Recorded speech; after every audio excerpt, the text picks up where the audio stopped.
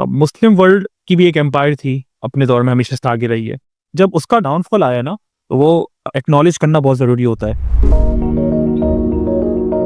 Top level universities में मुस्लिम world की universities का नाम नहीं है। दुनिया की जितनी टॉप स्कॉलरशिप्स हैं मेरिट के हवाले से अपना पूरा एक मैंडेट रखती हैं, उनमें किसी मुस्लिम कंट्री की कोई स्कॉलरशिप मौजूद नहीं है। बिल्कुल वही ना, मगर वो इनकी मोती किताब है अपने आबा की, जो देखे उनको यूरोप में तो दिल होता है इस्तीफा। मैं वही ना कि वो नॉस्टैल्जिक फीलिंग से निकल के कुछ प्रैक्टिकल इम्प्लीकेशंस करनी होगी। What we are consuming, what we are making, what we are producing, हमारे सोसाइटी की इंटेलेक्चुअल डाउनफॉल का एक एस्पेक्ट ये भी है।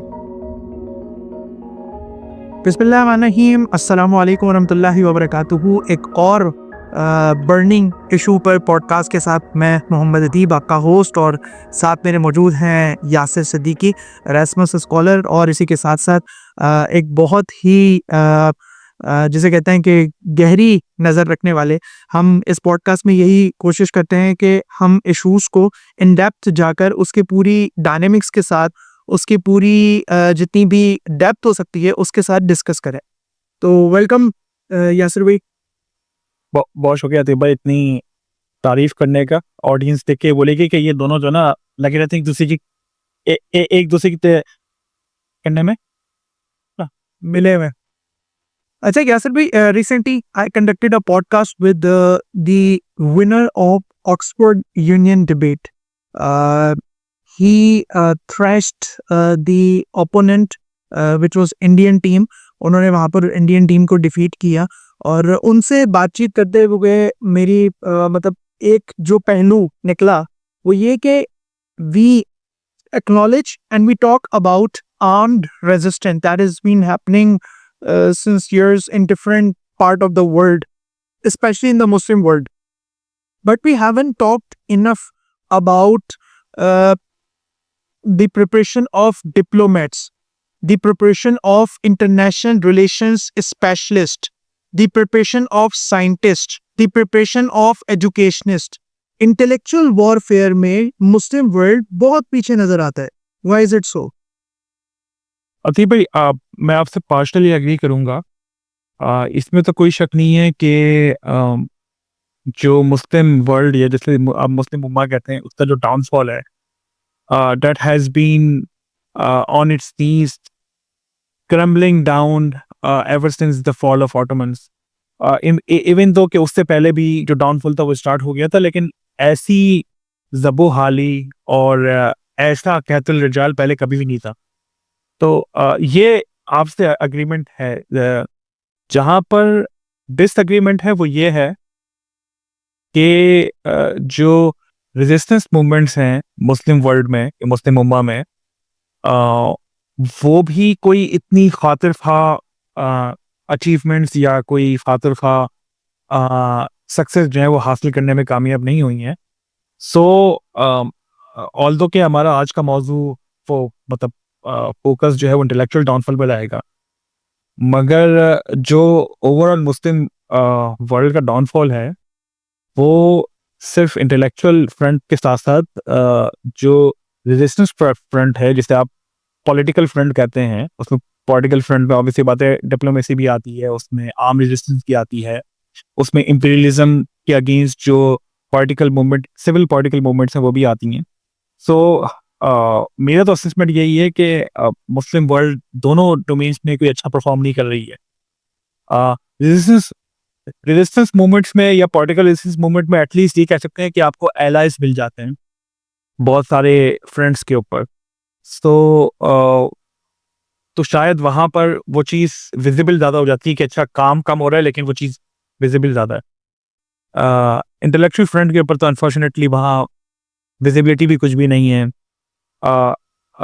मतलब हम जिन अगर इन पैरेलल्स पे बात करें कि कंबाइंड मुस्लिम वर्ल्ड जो है वो टेक्नोलॉजी में क्या कंट्रीब्यूशन दे रही है, सोशल साइंसेस में क्या कंट्रीब्यूशन दे रही है, पॉलिसी साइंस में क्या कंट्रीब्यूशन दे रही है, इकोनॉमिक्स में क्या कंट्रीब्यूशन दे रही है, तो वो बिल्कुल नेग्लिजिबल होगा। जो भी कंट्रीब्यूशन होगी वो जो वेस्टर्न हेजीमॉन्स हैं वहाँ से ही हमें देखने को मिलती है। तो यहाँ तक तो मैं आपसे बिल्कुल अग्री करूंगा, और बल्कि नोहा कुना करेंगे हम भी कि कुना होता है, कना होता है। हाँ, लेकिन हम इस पे ये ज़रूर है कि वाक़ई it's a very sorry tale of affairs of the entire Muslim world right now. चलिए, अब ये टेल ऑफ अफेयर्स तो हो गई। सबसे पहले तो हमारा इस पे एक्सेप्टेंस और एक एक्नॉलेजमेंट मौजूद है ना। डीप डाउन इसका दोबारा डिफरेंस क्या है? मेरा और आपका तो है, लेकिन मुझे नहीं ख्याल है कि मुस्लिम वर्ल्ड में इसलिए एक्सेप्शन मौजूद है। वो पे हमारे पे बत्तीस ही हैं। मसले का एक पहला नुक्ता जो आज अब मतलब अभी आपकी और मेरी डिस्कशन में डिस्कवर हुआ है वो ये भी है कि इस टॉपिक पे जिससे हम बात कर रहे हैं ना इसकी एक्सेप्टेंस मौजूद नहीं है।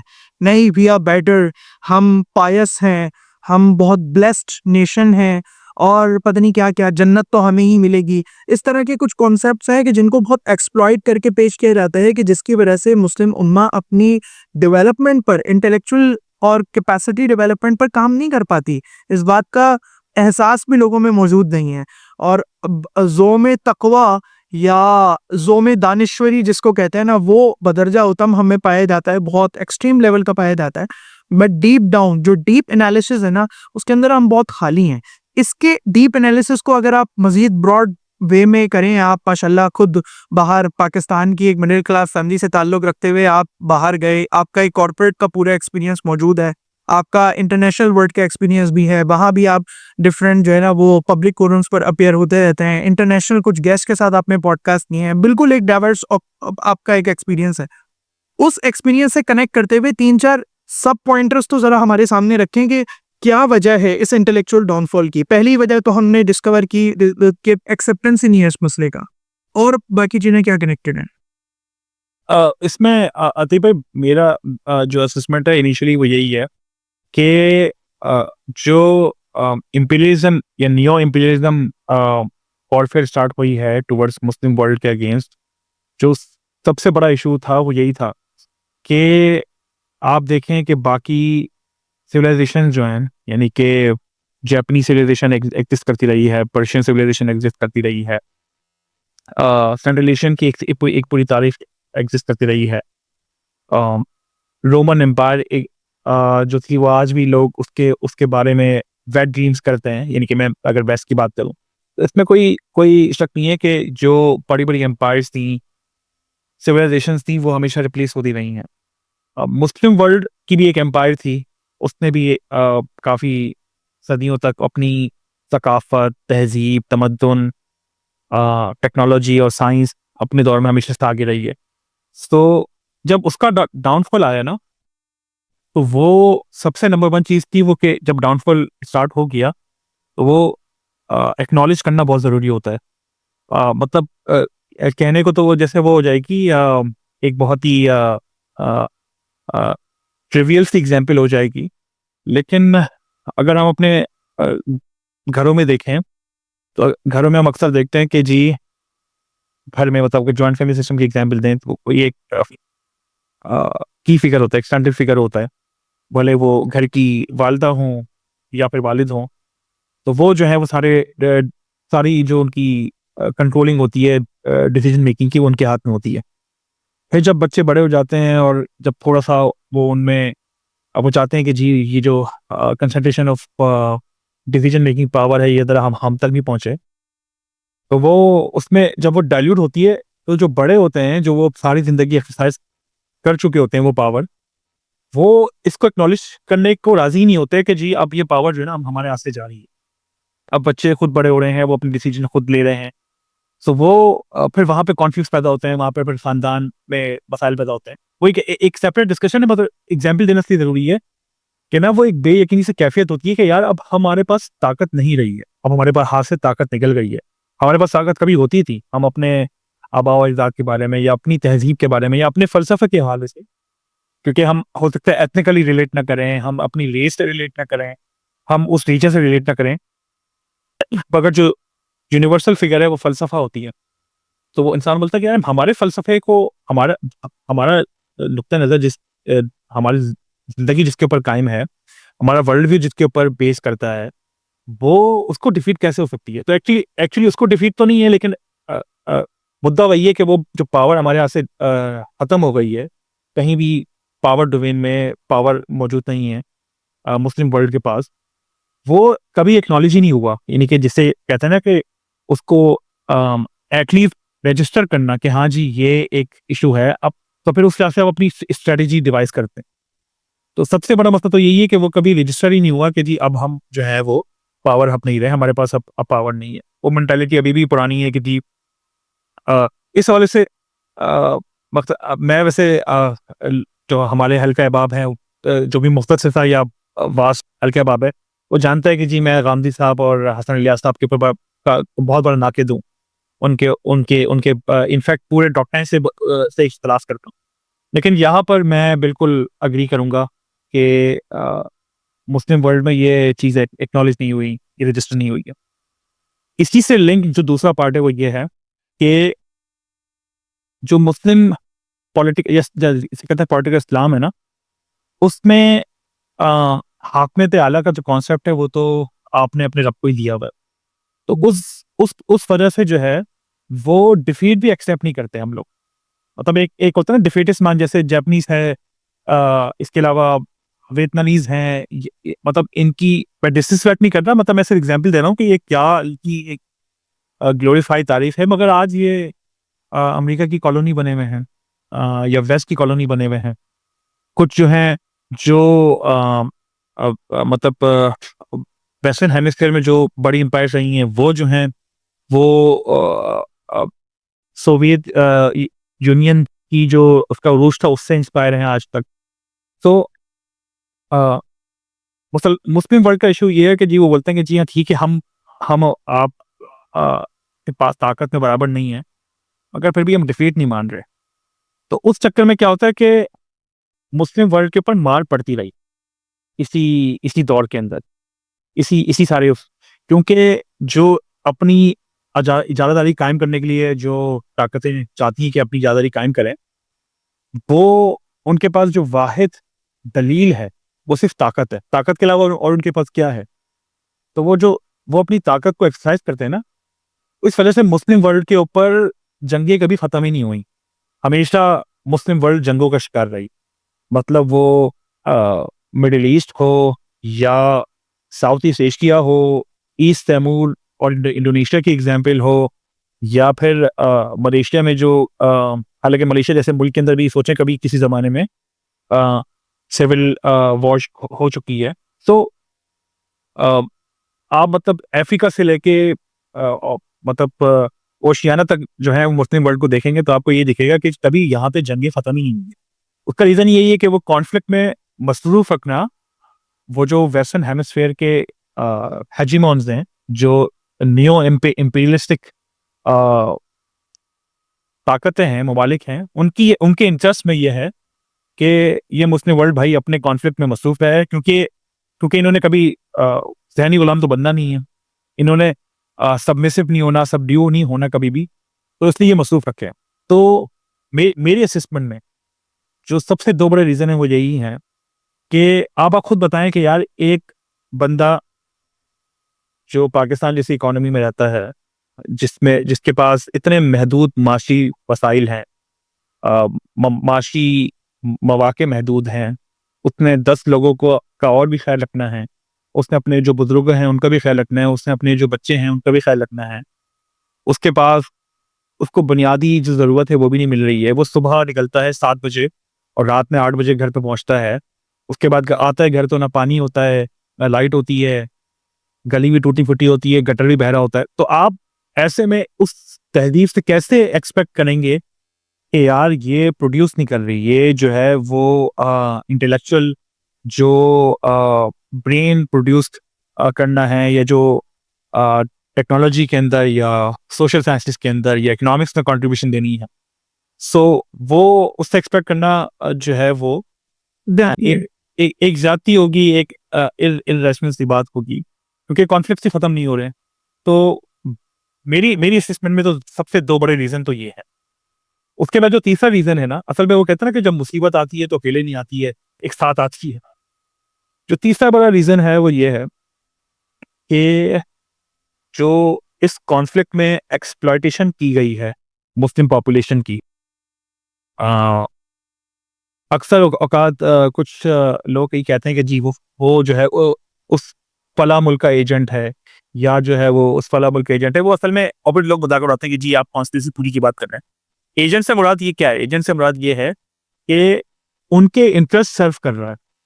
तो उनके इंटरेस्ट सर्व करना क्या है कि जी आपकी पॉलिसी मेकिंग, आपका जो पूरा एक कंस्ट्रक्ट है, सोशल एक सोशल कंस्ट्रक्शन जो आपकी है, पॉलिसी कंस्ट्रक्शन, आपका सोशल फैब्रिक स्फीयर जो है, वो वो सर्व कर रहा हो किसी और के इंटरेस्ट को। तो उसकी वजह से यहाँ पर जो पॉलिटिकल पावर्स महदूद हो गई कुछ हाथों में, तो उन हाथों ने फिर मतलब उन मुस्लिम वर्ल्ड को फिर एक्सप्लॉइट किया मजीद। यानी कि उसमें एग्जाम्पल बहुत सारी और दी जा सकती हैं। सबसे बड़ी एग्जाम्पल जो है वो है रिलीजियस हेजीमॉन्स की। मुस्लिम वर्ल्ड में फिर रिलीजियस हेजीमॉन्स पैदा हो गए, और वो क्या पैदा हो गया कि जी कि वो बोलते हैं कि जो जो रिलीजियस डॉक्ट्राइन है ना, वो इंसानों के बस की बात नहीं है, वो फिर हम अहले इल्म बताएंगे। और वो अहले इल्म की डेफिनेशन भी वो खुद करते थे कि हम मैं मुझे सब आता है, मैं अहले इल्म हूँ, मैं सब करूंगा।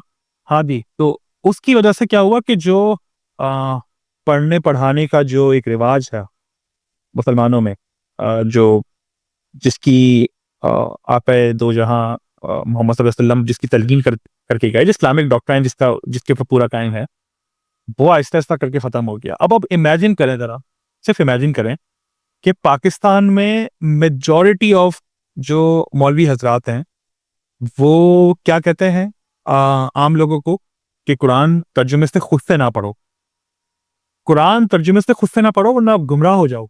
अब इमेजिन करें जरा कि ये चीज आज 21st सेंचुरी में परसिस्ट कर रही है कि एक बहुत बड़ी तादाद है इस रिलीजियस हेजीमॉन्स की जो लोगों को कहती है कि जी खबरदार जो कुरान सुनो किससे पढ़ा। मैंने अभी रिसेंटली कोई वीडियो देखी कि हालांकि कुरान का असल मुखातिब इंसान है।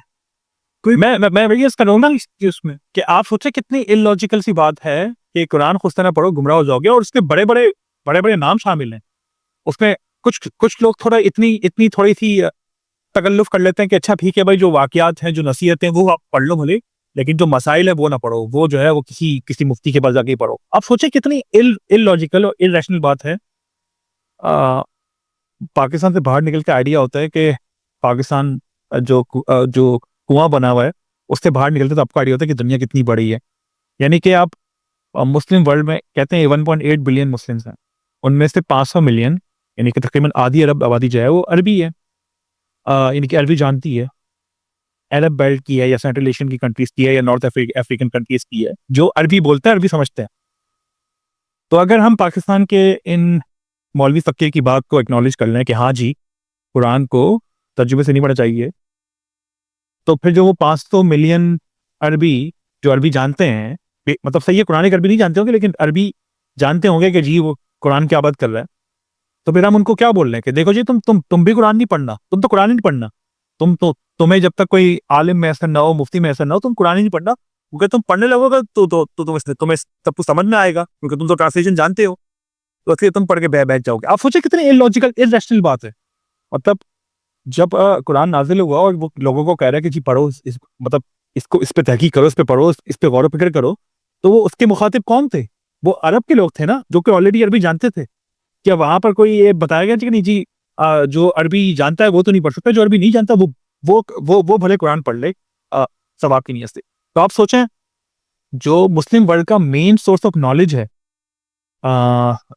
वही मुस्लिम वर्ल्ड की फिलॉसफी में मेन सोर्स ऑफ नॉलेज वही है, जब वहां पे कदगन लगा दी गई कि आप जी खुद पे गौर हौस ना करें, इस पे गौर ना करें, इस पे तहकीक ना करें उससे, तो सोचा उसका ट्रिकल डाउन इफेक्ट कितना खतरनाक होगा कि फिर एक बाकी उलूम के अंदर भी और बाकी चीज में भी यही फिर अपील टू अथॉरिटी पैदा होती रहेगी।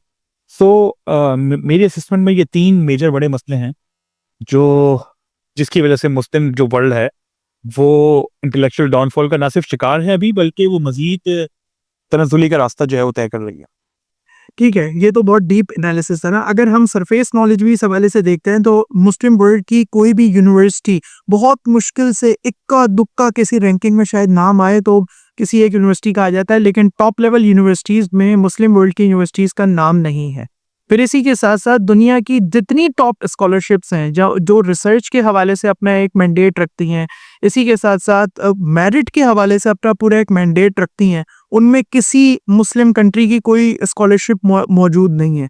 तो हमारा जितना भी क्रीम टैलेंट है, चाहे वो मिडिल क्लास हो, चाहे वो प्रिविलेज क्लास में हो, चाहे वो लोअर मिडिल क्लास हो, जब वो मेहनत करता है, जो कि चुनिंदा लोग होते हैं, बिल्कुल मिसाल के तौर पे पूरे पाकिस्तान से 200 स्टूडेंट शायद यू ग्रेड के लिए जाते होंगे या बाकी किसी प्रोग्राम के लिए, हाई लेवल प्रोग्राम के लिए जाते होंगे। मुझे दुरुस्त फैक्ट्स एंड फिगर्स तो नहीं पता, लेकिन ये बिल्कुल आटे में नमक के बराबर होता है। वो आटे में नमक जब उस वर्ल्ड का एक्सपोज़र लेता है कि जिस वर्ल्ड का एक्सपोज़र कभी शायद उनके आस-पास के लोगों ने वहमो-गुमान में नहीं देखा होता, तो क्या आप उस इंटेलेक्ट से एक्सपेक्ट करते हैं कि वो फिर वो इन्हीं इसी मुल्क में, अपने इसी मुस्लिम वर्ल्ड में, जहाँ पे वो एक लंबे अरसे तक जो है ना मुश्किलात से गुज़र रहा है, बेसिक लाइफ नेसेसिटीज़ के लिए स्ट्रगल कर रहा है, वहाँ पे वो वापस आके सर्व करेगा? तो ये एक बहुत बड़ा मसला है डीप एनालिसिस कि जो हमारी क्रीम टैलेंट है, वो अपने क्रीम टैलेंट को बाकी दुनिया को सर्व करने के लिए इस्तेमाल करती है। यानी मुस्लिम वर्ल्ड में भी आपको क्लास नज़र आती है। जो फर्स्ट क्लास कंट्रीज़ हैं, ठीक है, वहाँ पे तो plenty of employment opportunities available हैं। मुस्लिम वर्ल्ड में भी आप स्ट्रगलिंग कंट्रीज़ की तरफ, अंडर डेवलप्ड कंट्रीज़ की तरफ चले जाएँ तो बहुत बुरा हाल है। वहाँ पे तो कोई जाना पसंद नहीं करता, वहाँ से तो लोग निकलना पसंद करते हैं कि वहाँ से बस छोड़ के जाएँ। तो ये एक बहुत बड़ा प्रॉब्लम है और इसको आप पाकिस्तानी कम्युनिटी के साथ या मुस्लिम वर्ल्ड की कम्युनिटी के साथ जब इंटरनेशनली इंटरैक्ट करते हैं तो कितना फ़ील करते हैं?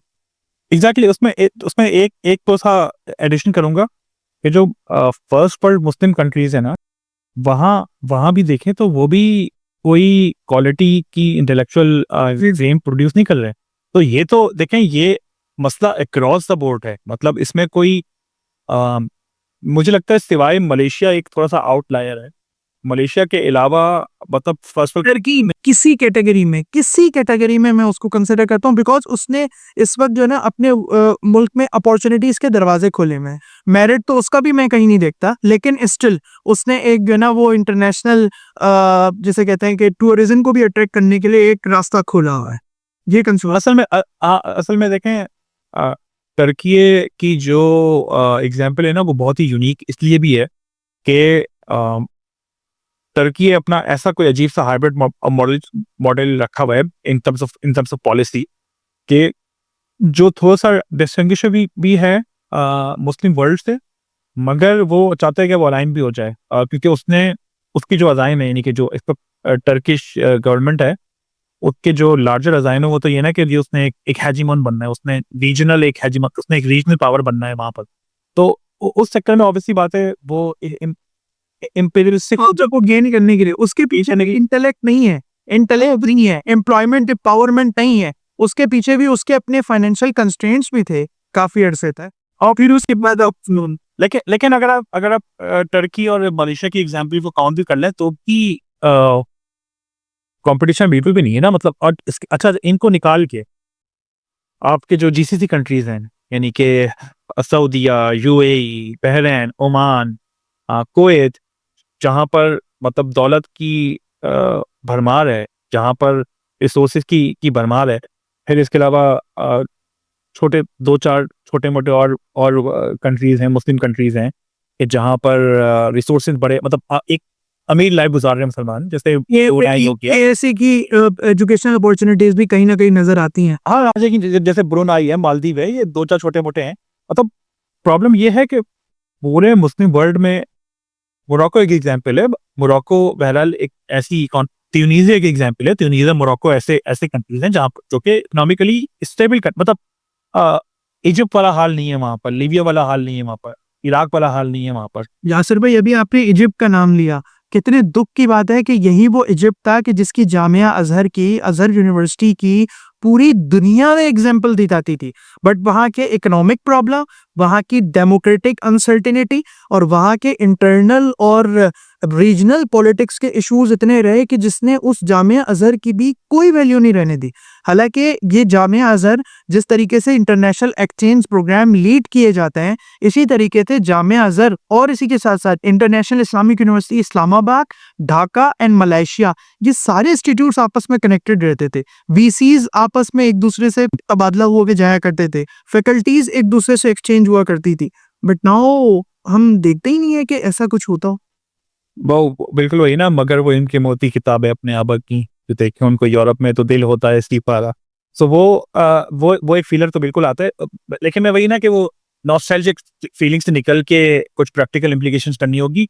और मतलब मैं पैसे में नहीं होना चाहता, मैं अ, हसन निसारिज्म की तरफ नहीं चाहता जाना। लेकिन हालात ऐसे लगते हैं कि बहुत ही मायूसी होती है कि जो चैलेंजेस है ना वो बड़े बड़े डाइवर्स हैं, बड़े डाइवर्स हैं। मतलब हर फ्रंट के ऊपर है। सबसे पहला हमारा फ्रंट क्या है? सबसे पहला हमारा फ्रंट ये है कि जी मुस्लिम वर्ल्ड को जो हेजीमॉन्स है, जो वेस्टर्न हेजीमॉन्स हैं, वो इंसान समझें। हमारा पहला तो जो फाइट है वो उनके साथ है कि भाई आप मुस्लिम वर्ल्ड में रहने रहने वाले लोगों की अपनी सकाफत है, अपना फलसफा है, अपना कल्चर है, अपना मजहब है, अपनी पॉलिसी है, वो एक्सरसाइज करने की परमिशन देना। आप उनको परमिशन नहीं देते, आप उनके ऊपर सैंक्शंस लगाते हैं, पाबंदियां लगाते हैं, उनको बदमाशी से डराते हैं, धमकाते हैं, उनके ऊपर जंगे मुसलत करते हैं। तो पहले तो आप इंसान समझे। तो हमारा उनसे एक एक मुकाबला ये चल रहा है कि जी हम या तो उनको मना लें कि जी हम इंसान हैं, या फिर हम उनको उनकी उनकी ताकत के पैरेलल आ जाएं कि फिर वो ताकत से माने कि जी हम इंसान हैं। दूसरा हमारा जो फ्रंट है वो है अपने ही डिक्टेटर्स और मोनार्क्स के अगेंस्ट, कि जो भाई वो भी हमें इंसान नहीं समझते।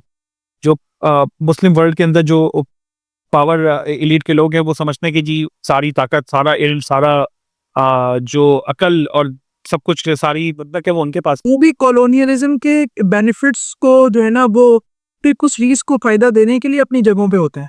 बिल्कुल बिल्कुल। दूसरा दूसरा हमारा उन जो पॉलिटिकल एलिट्स हैं मुस्लिम वर्ल्ड में, उनके साथ एक फ्रंट फैला हुआ है। और तीसरा हमारा फ्रंट खड़ा हुआ है रिलीजियस एलीट के आगे, कि जो रिलीजियस एलीट बोलती है कि जी कुरान तर्जुमे से ना पढ़ो। जो रिलीजियस एलीट बोलती है कि जी तालीमी इदारे फसाद के मराकज हैं, तालीमी इदारे तालीमी इदारे फसाद के नहीं मकसद हैं। नहीं भेजो। मगरिब की तालीम हासिल करोगे तो बहक जाओगे। और ये जो दुनियावी तालीम है इसमें कुछ नहीं रखा। और तब आप सोचे कि विमेन एजुकेशन 21st सेंचुरी में आज भी विमेन एजुकेशन जो है ना वो एक बहुत बड़ा सवालिया निशान है पूरे मुस्लिम वर्ल्ड के अंदर। अब देखे ना, ये इस किस्म की बातें करेंगे तो फिर लोग बोलते हैं कि जी आप तो लिबरल हो गए। अभी ये हमारे दोस्त कहते हैं कि जब से यासिर भाई यूरोप गए तब से जो है ना वो लिबरल लिबरल सी बातें कर रहे हैं। अरे भाई, मेरी वालदा माजिदा वाइस प्रिंसिपल है कॉलेज की। तो मैं तो जिस घर में मैंने मतलब हाथ खोली है वहां तो मैंने इल्म, मतलब मैंने जितनी भी प्रोफेशनल क्वालिफिकेशन ली है वो वालदेन की बाहर से ही ली है कि भाई तालीम हासिल करना जरूरी है। सो मैं आपको सिर्फ यह अर्ज कर रहा हूँ कि जो हमारे हमारे जो फ्रेंड्स के ऊपर, यानी कि जो हमारे जो डिबेटिंग फ्रेंड्स हैं, हमारे जो पॉलिटिकल फ्रेंड्स हैं, और हमारे जो इंटेलेक्चुअल फ्रेंड्स हैं, वहां पर इतनी इतनी कह तो रिजाल जिसे मैं कहूँगा कि एक तो लोग बहुत कम है जो इन सब चीज़ों को प्रोपेट करें। आपको हर जगह ना इंटरेस्ट ग्रुप मिलेंगे, यानी कि यही सेम बातें सैयद मुजम्मिल साहब भी कर देंगे। यही सेम बातें जो है वो आदिल अफजल साहब भी कर देंगे, और भी लोग कर देंगे। लेकिन उनका जो जाविया होगा वो अपील टू अथॉरिटी वाला ये होगा कि देखो जी वेस्ट की जो लिबरल न्यू लिबरल कॉन्सेप्ट है ना, तुम उनको अपनाओगे तो ही तुम्हें जो है ना वो शायद मिलेगी तरक्की। फिर आपको यही सेम बातें करते हुए जो है वो गांधी साहब और हसन निजात साहब भी मिल जाएंगे जो मजहबी एंड से होंगे। लेकिन वो ये बात करते हुए क्या कह रहे होंगे कि यार देखो जी तुम ना ये रेजिस्टेंस, ये अपनी जो जद्दोजहद है ना, ये सब छोड़ दो। ये ताकत वगत में कुछ नहीं रखा, ये ताकत से वहम होती है। ये ये तुम लोग को वहम है। तो वो तो प्रॉब्लम यही है ना कि हर हर एक हर कोई अपने अपने इंटरेस्ट ग्रुप के साथ ये बात कर रहा होता है। जो होलिस्टिकली मुस्लिम वर्ल्ड के इशू देखने हैं, जो कि यानी कि जो कि मैं समझता हूँ कि हमारी डीप रूटेड फिलॉसफी में मौजूद हैं। और सहाबा कराम से लेके और ताबईन से लेके और ताबईन के बाद जो आइमा कराम की पूरी लिस्ट है, उन उन सब ने यही हमेशा प्रोपोगेट किया है। ब्रिटिश कॉलोनियलिज्म से पहले जो यहाँ का मुस्लिम था वो कितना अ, यानी कितना तहजीब याफ्ता था, उस कितना तालीम याफ्ता था, कितनी जबानों पे उबूर रखता था, इल्म पे उबूर रखता था। लेकिन उस कॉलोनियलिज्म के बाद वही है कि इंडिया में जो वहाँ के मुसलमान हैं वो यानी कि सबसे ज़्यादा कम पढ़े लिखे मुसलमान वहाँ पाए जाते हैं। तो वो होलिस्टिकली पिक्चर देखें तो यही मसला है कि जी एक वेस्टर्न फ्रंट, मतलब जो वेस्टर्न हेजीमॉन्स हैं, जो इम्पीरियलिस्टिक पावर हैं, वो हमें तुमुल से बैठने नहीं देती, हमारे ऊपर जंगें मुसल्लत की जा रही है। हमारे जो हुक्मरान हैं वो पॉलिसी उस हवाले से नहीं बनाते कि जहाँ पर एक एलिवेशन हो, एक इल्मी एलिवेशन हो, इंटेलेक्चुअल एलिवेशन हो। और तीसरा यही है कि जो हमारे रिलीजियस हेजीमॉन्स बैठे हुए हैं, जो जो है वो वही है कि जो कहते हैं कि दुनिया का जो नुक्ता नज़र है वो अपने ऐसे बंद होके देखो, घोड़े की तरह देखो, ज़्यादा ज़्यादा अपना मुताल्ला वसी ना करो।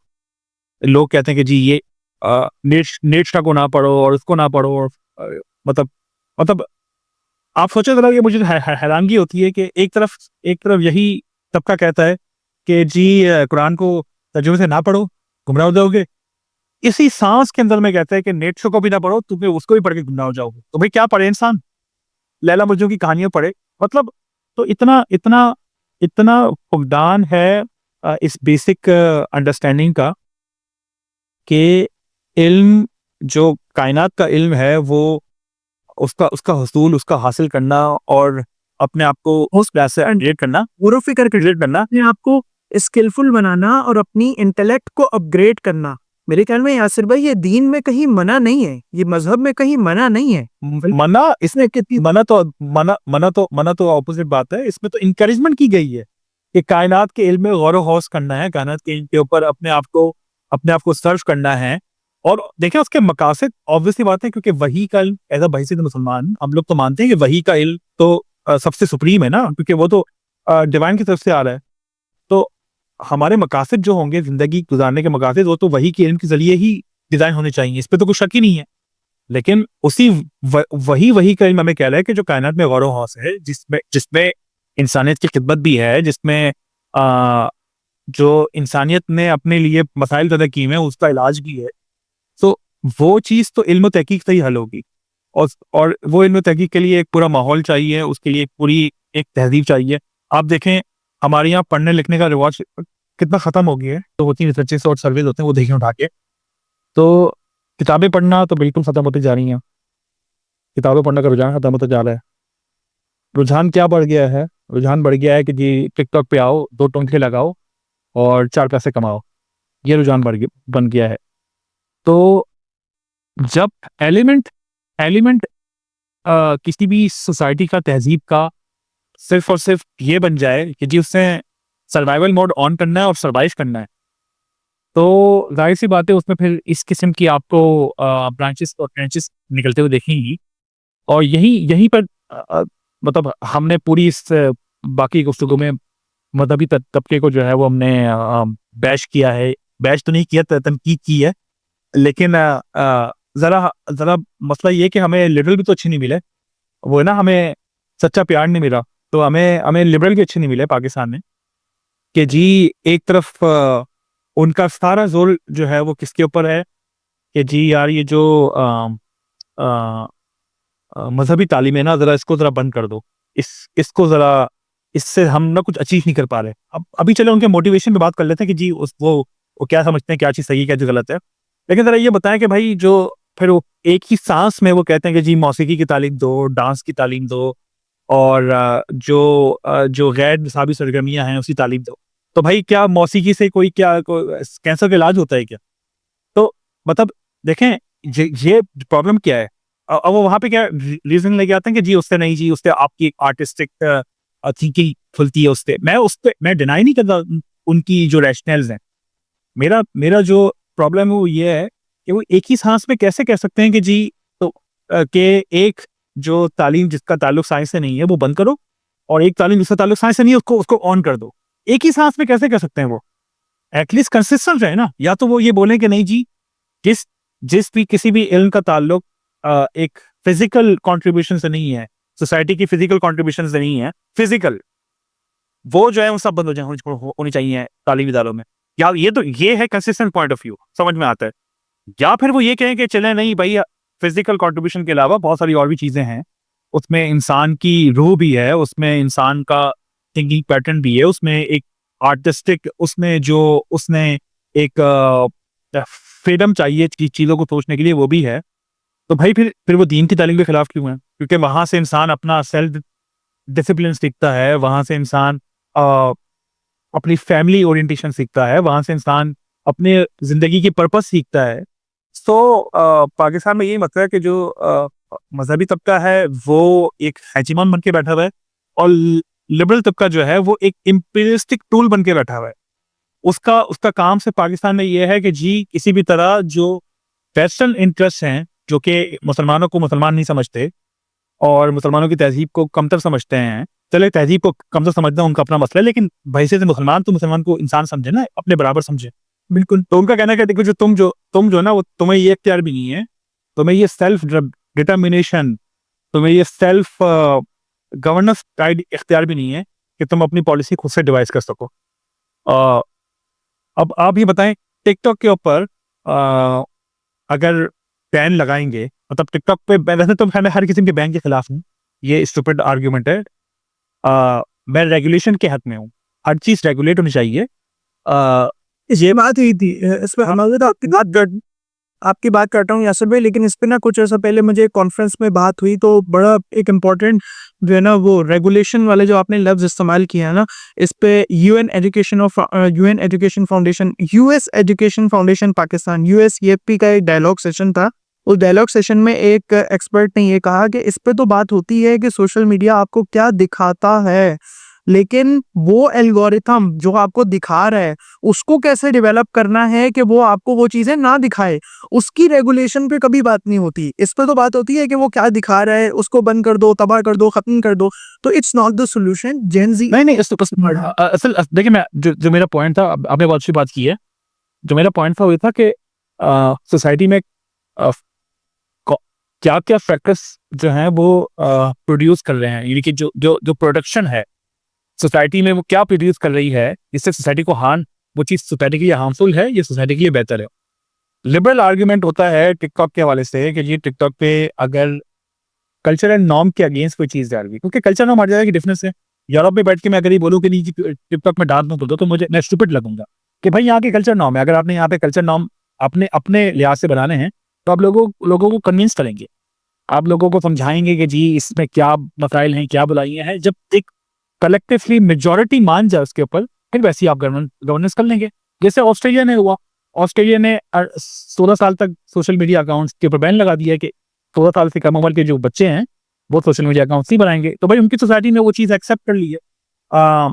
जब इसराइल का मामला आता है तो यहाँ की सोसाइटी की मेजॉरिटी बोलती है कि नहीं जी, नहीं जी, टिकटॉक पे बैन लगाओ, ये हैशटैग बैन लगाओ। तो अपने आप को सेल्फ रेगुलेशन हर एक को आती है, हर एक के अपने अपने खुदा बने हैं ऑलरेडी। तो हमारी सोसाइटी में जब बात आती है तो हमारी सोसाइटी के कुछ नॉर्म्स हैं, ऑब्वियसली बात है। मुस्लिम वर्ल्ड की बात करूँ तो अब उस पे अगर उसकी रेगुलेशन की बात आती है तो नहीं जी, ये तो ये फ्रीडम ऑफ एक्सप्रेशन के खिलाफ है और बाकी चीज़ों के खिलाफ है। तो मेरा मेरा जो मुकदमा है वो ये है कि ये बताएं कि यार एक मेरी बेटी 5 साल की है, आप मुझे बताएं कि मैं उसको कैसे इंस्पायर करूं कि यार तुमने एक साइंटिस्ट बनना है, तुमने एक पॉलिटिशियन बनना है, तुमने एक लॉजिशियन बनना है। मैं उसको कैसे इंस्पायर करूं जब वो ये देखे बड़े होते हुए कि यार फला टिकटॉकर जो है वो सिर्फ 6 महीने में मिलियनर बन गई है, और सोसाइटी उसको रिस्पेक्ट भी दे कर रही है। मतलब पैसा नहीं है, लेकिन पैसा मिलने के बाद सोसाइटी उसको रिस्पेक्ट भी कर रही है, सोसाइटी उसके बारे में बात भी कर रही है। वो जो है वो किस गाड़ी, उसने कौन सी गाड़ी खरीदी, वो कहाँ गई, उसके बारे में बात कर रही है। तो जैसे भाई ये भी एक मसला है, ये भी एक मसला है। आपकी और मेरी फॉलोअरशिप शायद किसी अगर टिकटॉकर से मैच नहीं करती होगी ना, हम यहाँ पे कितनी ही पॉजिटिविटी थोड़ा सा डालने की कोशिश कर लें, शायद हमारी व्यूअरशिप 100 लोगों तक जाएगी। लेकिन वही चीज़ जो कि सिर्फ एक फैमिली लाइफस्टाइल से रिलेटेड है, एक लेविश लाइफस्टाइल से रिलेटेड है, जो कि हमारी सोसाइटी की नॉर्मल कैपेसिटी को रिप्रेजेंट ही नहीं करता, लेकिन स्टिल वो मिलियन व्यूज लेता है। तो ये हमारे सोसाइटी की इंटेलेक्चुअल डाउनफॉल का एक एस्पेक्ट ये भी है कि हम what we are consuming, what we are making, what we are producing, हमारी प्रोडक्शन। बिल्कुल ऐसा ही है, बिल्कुल ऐसा ही है।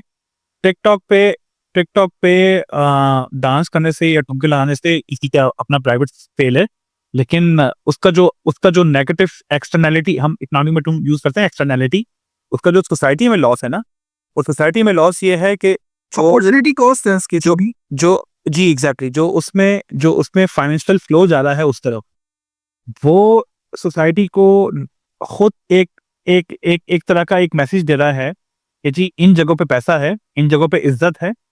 तो फिर वो जो यंग गर्ल्स और हमारी बच्चियां, हमारे बच्चे जिनको एस्पायर होना है साइंटिस्ट के लिए, जिनको एस्पायर एस्पायर करना है हमने कि वो एक इंटलेक्चुअल लेवल के ऊपर कंट्रीब्यूशन करें, वो फिर क्यों इस तरफ जो है वो अपना रुझान कहीं बनाएंगे। तो अ, बे- अब देखे ना, इतने सारे फ्रेंड्स के ऊपर हमें हमें इशू हैं। और एक तरफ ये भी इशू है कि हमारे यहाँ एक किसी इशू को एक्नॉलेज करते हैं तो दूसरे इशू को एक्नॉलेज नहीं करते। तो भाई मजहबी तबका इस इशू को तो एक्नॉलेज करेगा कि देखें जी, हाँ जी, सोसाइटल और कल्चरल नॉर्म के अगेंस्ट हमारी यहाँ हरकतें हो रही हैं, जिसकी वजह से जो है वो लोग अमीर हो रहे हैं, और हम अपने बच्चे बच्चियों को कैसे बचाएं कि जी वो एक माशरे में एक प्रोडक्टिव फर्द बने। तो मजहबी तबका उसको एक्नॉलेज करेगा। जो लिबरल तबका है तो एक्नॉलेज करेगा कि हाँ जी, देखें जी, मजहबी हेजेमोन्स ने जो इल्म का रास्ता रोका हुआ है हमारा, लेकिन वो उसको एक्नॉलेज नहीं करेगा कि जो इस कल्चर से ये जो सोसाइटल और कल्चरल नॉर्म्स को तोड़ के, और अ, जो रिलीजियस नॉर्म्स को तोड़ के जो आप एक एलीट बनाने की कोशिश कर रहे हैं, उससे उससे क्या नुकसान होंगे। तो इस पार्टिसनशिप की वजह से जो है वो कहीं पे कॉमन ग्राउंड बन ही नहीं पाता कि जहां पर एक कलेक्टिव एफर्ट्स हो सके। भाई दोनों चाहते हैं, दोनों तबका पैरल ये चाहता है कहीं ना कहीं कि हमारी सोसाइटी एक फंक्शनिंग सोसाइटी बने, मुस्लिम वर्ल्ड एक फंक्शनिंग सोसाइटी बने, उस वो कंट्रीब्यूट करे, ह्यूमैनिटी कॉज में कंट्रीब्यूट करे, अपनी सबसे सबसे सबसे मिलकर अपनी सेल्फ प्रोटेक्शन करे, अपनी सेल्फ प्रिजर्वेंस करे, तो फिर जाकर वो फिर दुनिया में कुछ कंट्रीब्यूट कर सकेगी। तो अनफॉर्चुनेटली ये चैलेंजेस हैं। अब इसका हल क्या है? तो जो पहला सबसे पहला ह- जो जो सबसे पहला हल है ना, वो तो ये है कि अ, वो आसान हल तो है नहीं, वो है रेडिकल हल, और वो ये है कि जी सोसाइटी, हमने ऐसा गवर्निंग सिस्टम अपने मुस्लिम वर्ल्ड में इन्फोर्स करवाना है कि जो मेजॉरिटी की राय की अक्कासी कर रहा हो। सबसे पहला काम तो ये है। इसके अलावा मेरी असेसमेंट में, और इसके ऊपर आप मुझसे घंटों बहस कर सकते हैं कि जी ये क्यों जरूरी है, ये यही पहला काम क्यों है। सबसे पहला काम तो यही है कि जी पॉलिटिकल महाज के ऊपर, पॉलिटिकल डोमेन के अंदर सबसे पहले हमने ये स्ट्रगल करनी है कि जी जो सोसाइटी की मेजॉरिटी राय है ना, जैसी भी हो, खराब हो बुरी हो, आपको खराब लगती है कोई बात नहीं है, जैसी भी ये खराब है बुरी है, बस वो हो डिफाइनिंग फैक्टर कि हमारी पॉलिसी और गवर्नेंस के मैटर कैसे हल हो। सोसाइटी तय करेगी खुद से। मुसलमानों का जो जमहूर है वो तय करेगा कि जी हमारी गवर्नेंस और पॉलिसी के रेगुलेशन कैसे होनी चाहिए। सबसे पहला काम तो यही है। इसके अलावा सारे काम झेली हैं। दूसरा काम ये है कि हम और आप अपनी ज़ात में जो इंटेलेक्चुअल प्लेटफॉर्म्स हैं, उन उनको प्रमोट करें, इंटेलेक्चुअल डिबेट्स को प्रमोट करें, भले वो किसी भी हवाले से हो। जभी मैं हमेशा कहता हूँ कि मैं जभी शराद रियाज की बहुत रिस्पेक्ट करता हूँ इस डोमेन में, मतलब ठीक है उनके चीज़ों से बहुत इख्तलाफ है मुझे, लेकिन पाकिस्तान में जो उन्होंने ये जो डाइसेक्टिंग ओपिनियंस को एक जगह इकट्ठा किया, और प्लेटफॉर्म उन्होंने अपना बनाया कि जहां पर एटलीस्ट डिस्कशन स्टार्ट हो गया। ठीक है, उसके उसके बाद में फिर और भी लोग आए, फिर रियॉन वाले भी आए, मतलब उनकी भी कॉन्ट्रीब्यूशन मैं मानता हूँ। फिर कैसा राजा साहब भी आए, लेकिन आज की पत्नी कहाँ, वो घूम रहे हैं आजकल, किस डोमेन में निकल गए। उनका एक डोमेन था, वो डोमेन छोड़ के वो हर जगह निकलने की कोशिश कर रहे हैं। तो फिर लेकिन एटलीस्ट एक एक हेल्दी डिबेटिंग कल्चर बना, एक एक इंटेलेक्चुअल एलिवेशन हुई सोसाइटी की। सोसाइटी जो थी वो ट्रिवियल इश्यूज से निकलकर रियल इश्यूज के ऊपर बात करना शुरू हुई। सो दूसरा काम जो है वो करने का तो मेरा यही है। और तीसरा काम ये है कि जी हम और आप जो है वो सही है, पेट हर एक के साथ जुड़ा हुआ होता है, और फाइनेंशियल चैलेंजेस हर एक के साथ होते हैं, लेकिन जो अपनी तालीम और अपनी आगाही का जो महवर है ना, वो हम पैसे को ना बनाएं, बल्कि इनलाइटमेंट को बनाएं कि जी हमने इंसानी जो ये एक्सपीरियंस है वो कैसे अपना बढ़ाना है। क्योंकि अगर आप सिर्फ पैसे को बढ़ाएंगे तो ऑब्वियसली बात है, फिर पैसा जो है वो आ, अगर सेंटर पॉइंट होगा, तो फिर बहुत सारे ऐसे डोमेन हैं कि जो फिलोसफी की डोमेन है, सोशल साइंस की डोमेन है, वहाँ पे पैसा कम है। तो फिर वहाँ पे कंट्रीब्यूशन कौन कर रहा होगा? जब जब भी रिलीजन, जब भी बहसीत मुसलमान इस्लाम क्या ज़बरदस्त गाइडलाइन देता है कि वो इंसान के अंदर से जो मटेरियलिस्टिक थिंकिंग है वो निकाल देता है। तो ये बुनियादी अपनी सेल्फ प्रेजेंस के लिए और सेल्फ सस्टेनेबिलिटी के लिए ज़रूरी है चीज़ें करना। लेकिन वो रिलीजन भी है जो आपको बोलता है कि जी ये मटेरियलिस्टिक थिंकिंग से निकलो, वरना फिर क्या ग्राउंड है इस मटेरियलिस्टिक थिंकिंग? फिर किस डोमेन के ऊपर जाके हम किसी को समझाएं कि यार देखो, तुम जो इलीगल ट्रेडिंग से पैसा कमा रहे हो ना, वो चीज़ सही नहीं है। तुम जो है वो कोई और सही रास्ता सीखो। तो वो जो उसमें एक फिलॉसफी में मोरालिटी की डिबेट आ जाती है, वो भी रिलीजन की वजह से आती है। जब भी रिलीजियस एजुकेशन ज़रूरी है, मतलब मेरी राय में तो वो तो फाउंडेशन है हर चीज़ की। तो ये 3 फ्रंट है, ये 3 उसके सॉल्यूशंस हैं।